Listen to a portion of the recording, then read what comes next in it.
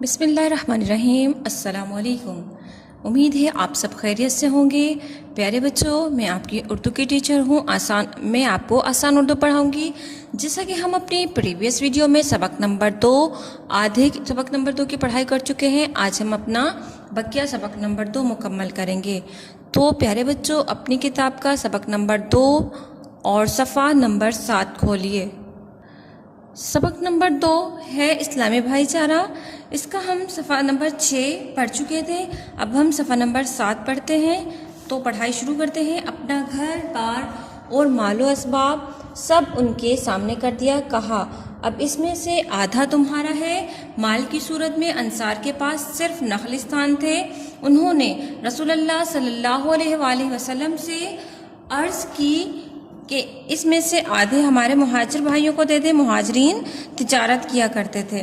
اچھا بیٹا، جب مسلمانوں نے مکے سے مدینہ ہجرت فرمائی تو وہ مدینے سے اپنے ساتھ کوئی ساز و سامان نہیں لائے تھے۔ مکے سے اپنے ساتھ مدینے کوئی ساز و سامان نہیں لائے تھے، صرف وہ اپنی جانیں ہی بچا کر مدینے لا سکے۔ تو آپ صلی اللہ علیہ وسلم نے کیا کیا تھا؟ ان مکے کے مسلمانوں اور مدینے میں رہنے والے مہاجرین اور انصار، ان کو مکے سے آنے والے مسلمانوں کا بھائی بنا دیا۔ اس کا نتیجہ کیا ہوا کہ جو مہاجرین اور انصار مدینے میں پہلے سے رہتے تھے، انہوں نے مکے سے آنے والے مہاجر بھائیوں کی مدد کی، وہ انہیں اپنے گھر لے گئے۔ اب انہوں نے اپنا مال و اسباب بھی ان کے سامنے کر دیا اور کہا کہ جو ہمارے پاس ہے اس میں سے آدھا ہمارا اور آدھا آپ کا ہے۔ مال کی صورت میں ان کے پاس کیا تھا؟ صرف نخلستان تھے۔ نخلستان کسے کہتے ہیں؟ کھجوروں کے باغات، جہاں پہ کھجوروں کے باغ ہوں۔ انہوں نے رسول اللہ صلی اللہ علیہ وسلم سے کیا کہا کہ اس میں سے آدھے ہمارے بھائیوں کو دے دیں، آدھے ہم رکھتے ہیں۔ لیکن مہاجرین جو مکے سے آئے تھے وہ کیا کرتے تھے؟ وہ صرف تجارت کیا کرتے تھے، کھیتی باڑی سے انہیں دور کا واسطہ نہ تھا، یعنی کہ کھیتی باڑی زمینداری وہ بالکل نہیں جانتے تھے کہ کیا ہوتا ہے، لہٰذا آپ نے ان کی طرف سے انکار کیا۔ اس پر انصار مدینہ نے بڑی فراخ دلی کے ساتھ کہا کہ کھیتی باڑی ہم خود کریں گے، لیکن اس میں سے آدھا مہاجر بھائیوں کا ہوگا۔ جب مہاجروں نے جو مدینے میں رہتے تھے انہوں نے آپ صلی اللہ علیہ وسلم سے کہا کہ جو ہمارے پاس زمینیں ہیں، نخلستان ہیں، ان میں سے آدھے ہمارے بھائیوں کو دے دیں۔ تو آپ صلی اللہ علیہ وسلم کو پتہ تھا کہ جو مہاجر مکے سے آئے ہیں وہ کھیتی باڑی نہیں کرنا چاہتے، کیونکہ وہ لوگ تجارت کیا کرتے تھے۔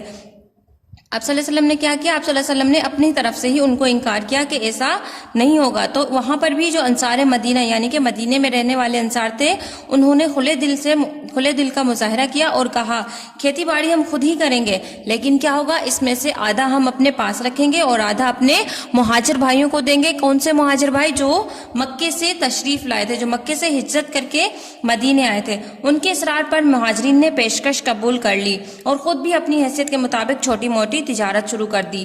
تجارت بیٹا کسے کہتے ہیں؟ تجارت مطلب کہ کاروبار کرنا، کھیتی باڑی یعنی کہ زمین پر کام کرنا، کھیتوں میں کام کرنا۔ ان سے مکے میں رہنے والے مہاجر جو تھے وہ نہیں جانتے تھے کہ کھیتی باڑی کس طرح ہوتی ہے، کیونکہ وہ تجارت کیا کرتے تھے۔ پھر انہوں نے جب مدینے آئے تو انہوں نے کون سی تجارت شروع کی؟ کوئی گھی اور پنیر بیچنے لگا، کوئی کھجوریں، کوئی کپڑا، اور بعض مہاجرین نے دکانیں کھول لی۔ حضرت ابوبکر صدیق نے سخت کے مقام پر ایک کارخانہ کھولا، یعنی کہ جو مدینے میں آئے تھے مہاجرین انہوں نے اپنا کاروبار شروع کیا، چھوٹی موٹی تجارت شروع کر دی۔ کوئی گھی بیچنے لگا، کوئی کھجوریں بیچنے لگا، کوئی کپڑا بیچنے لگا، کسی نے دکانیں کھولی۔ حضرت ابوبکر صدیق نے بھی سخ، ایک مقام کا نام ہے سخ، وہاں پر کیا کام کیا؟ وہاں پر ایک کارخانہ کھولا۔ کون سا؟ جہاں وہ کپڑے کی تجارت کیا کرتے تھے۔ حضرت ابوبکر صدیق رضی اللہ تعالیٰ عنہ نے کون سا کام شروع کیا؟ تجارت کا۔ کون سی تجارت کیا کرتے تھے؟ کپڑے کی تجارت۔ حضرت عمر فاروق نے بھی تجارت شروع کی۔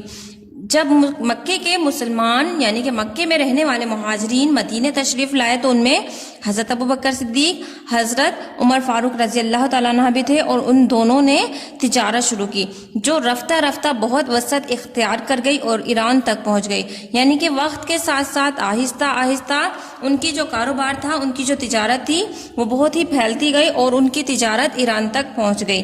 اسی طرح عبد الرحمن بن عوف یعنی کہ یہ بھی ایک صحابی تھے، انہوں نے کون سی تجارت کی؟ گھی اور پنیر کی۔ کون سی؟ گھی اور پنیر کی تجارت شروع کر دی۔ غرض کچھ مہاجرین صحابہ نے تجارت میں دلچسپی لی اور کچھ ایسے بھی تھے جو صرف علم سیکھنے اور سکھانے میں مصروف ہو گئے۔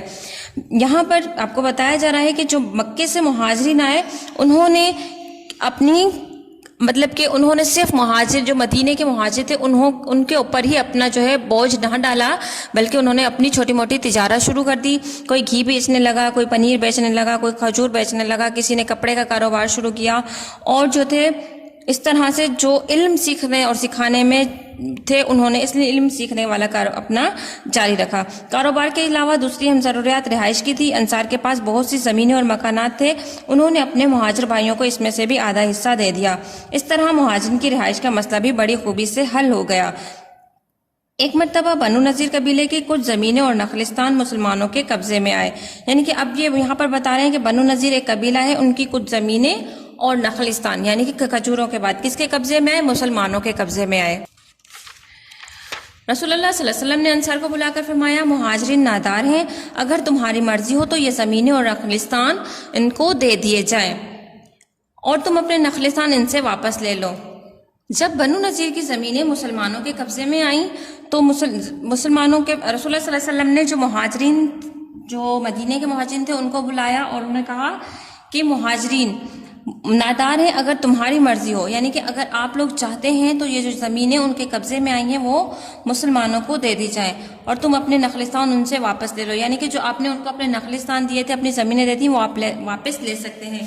لیکن انصار نے ایک بار پھر بڑی فراخ دلی کا ثبوت دیا اور کہا نہیں، ہمارے نخلستان بھی ہمارے بھائیوں ہی کے پاس رہنے دیجئے اور یہ بھی ان کو عنایت فرما دیجئے. یعنی کہ انہوں نے انکار کیا کہ جو وہ لوگ دے چکے ہیں وہ واپس نہیں، لیکن جو ان کے قبضے میں آیا ہے وہ آپ صلی اللہ علیہ وسلم وہ ان مہاجرین کو جو مکے سے آئے تھے ان کو آپ دے سکتے ہیں. اس بھائی چارے کی اس سے بڑھ کر اور کیا مثال ہوگی کہ جب بحرین فتح ہوا تو آپ صلی اللہ علیہ وسلم نے انصار کو بلا کر فرمایا کہ میں بحرین کی زمینیں تم لوگوں میں تقسیم کر دینا چاہتا ہوں. اس موقع پر بھی انصار مدینہ نے بڑے اثار و خلوص کا ثبوت دیا.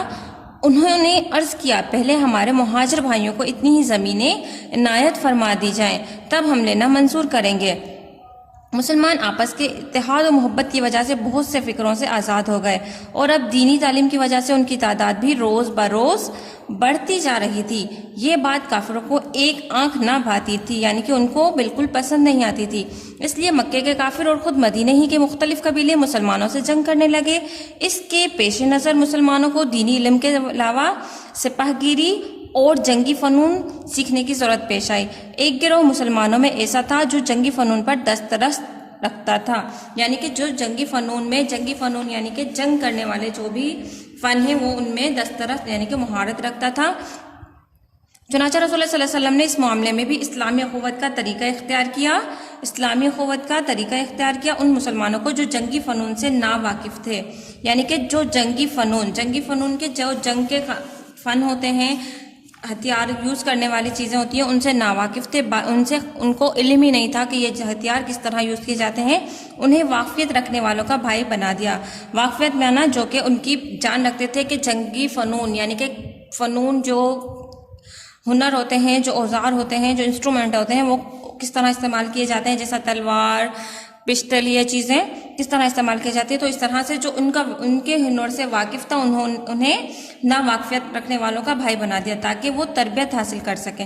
اس طرح تمام مسلمان جنگی فنون سے بھی واقف ہو گئے. یعنی کہ آپ صلی اللہ علیہ وسلم نے جو اس طرح سے اسلامی اخوت قائم کی کہ جو ضرورتیں تھیں ان کو جو جان رکھتا تھا اس کا بھائی بنا دیا. تو اس طرح سے سب کی مسائل حل ہو گئے اور سب بھی جنگی فنون سے واقف بھی ہو گئے. آج بھی اسلامی قوت اور مساوات کی یہ خوبی ہے کہ کوئی غیر مسلم شخص اگر اسلام قبول کر لے تو وہ امیری، غریبی، ادنا و اعلیٰ کے فرق کے بغیر عام مسلمانوں کا بھائی ہو جاتا ہے اور برابر کے حقوق رکھتا ہے. یہ اسلامی بھائی چارہ ہی تھا جس نے مسلمانوں کو ایک جان دو غالب بنا دیا. ان کے باہمی اتفاق و اتحاد نے انہیں ایک زبردست اور ناقابل شکست قوم میں تبدیل کر دیا تھا. پیارے بچوں، کیا ہوا یہاں پر اسلامی اخوت، یعنی کہ اگر ہم مل جل کر رہیں، مل جل کر ایک دوسرے کی مدد کریں تو ہم جو ہیں اپنی کسی بھی مشکل جنگ کو فتح کر سکتے ہیں، اس میں کامیاب ہو سکتے ہیں. لیکن اس کے لیے ہمیں آپس میں اتفاق رکھنا ہوگا. جب تک ہمیں آپس میں اتفاق نہیں رکھیں گے تو ہم کامیاب نہیں ہو سکتے. جب تک ہمارے اندر اتحاد نہیں ہوگا تب تک ہم کسی دشمن پر تک ہم کسی دشمن پر فتح حاصل نہیں کر سکتے۔ مکے سے آنے والے مسلمان، مہاجر اور آپ صلی اللہ علیہ وسلم اور مدینے میں رہنے والے انصار اور مہاجرین نے اسلامی اخوت، اسلامی بھائی چارہ آپس میں قائم کیا، اپنی چیزیں ایک دوسرے کو دی، تو اس طرح سے مسلمان جو تھے وہ کامیاب ہوئے، ان کا اسلامی بھائی چارہ جو ہے وہ بغیر کسی فرق کے کامیاب رہا اور وہ ناقابل شکست قوم میں تبدیل ہو گئے۔ پیارے بچوں، اب میں آپ کو مشکل الفاظ کے معنی بتاتی چلوں۔ نخلستان یعنی کہ کھجوروں کے باغ، مال و اسباب ضرورت کا سامان، واسطہ یعنی کہ وہ انجان تھے، انہیں کوئی واسطہ تک نہ تھا، انہیں کوئی خبر تک نہ تھی۔ فراخ دلی یعنی کہ کھلے دل کا اصرار، زور دینا، چھوٹی موٹی تجارت گوئی اپنی۔ اس کے بعد آپ کا جاتا ہے سخت، جو ہے ایک مقام کا نام ہے۔ رفتہ رفتہ، آہستہ آہستہ،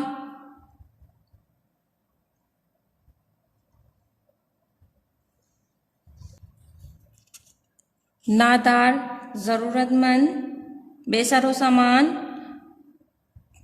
اثار و خلوص، محبت، روز بروز یعنی کہ دن بدن، آنکھ نہ بھاتی یعنی کہ ان کو پسند نہیں آتی تھی۔ پیش نظر یعنی کہ مد نظر رکھنا، اسلامی اخوت بھائی چارہ، ناواقف معنی کہ انجان، بے خبر ہونا، واقفیت معنی خبر رکھنا، ادنا و اعلیٰ چھوٹا یا بڑا، امیری غریبی، ادنا و اعلیٰ چھوٹے بڑے کا فرق کیے بغیر، ایک جان دو قالب یعنی کہ ایک جان دو قالب، دو جسم۔ اب اسٹوڈنٹ، آپ کا آج کا ہوم ورک ہے، آپ نے سوال نمبر 7 ذیل کے الفاظ کی واحد یا جمع لکھی ہے۔ مہاجر، کفار، علوم، حدیث، تکلیفیں، دکان، زمینیں، خطرہ، فن۔ اب یہاں پر واحد بھی ہیں اور جمع بھی ہیں۔ جو واحد ہیں ان کے آپ نے جمع لکھنی ہے اور جو جمع ہیں ان کی آپ نے واحد لکھنی ہے۔ آپ نے یہ کام اپنی نوٹ بک پر کرنا ہے۔ اوکے اسٹوڈنٹ، اپنا خیال رکھیے گا۔ اللہ حافظ۔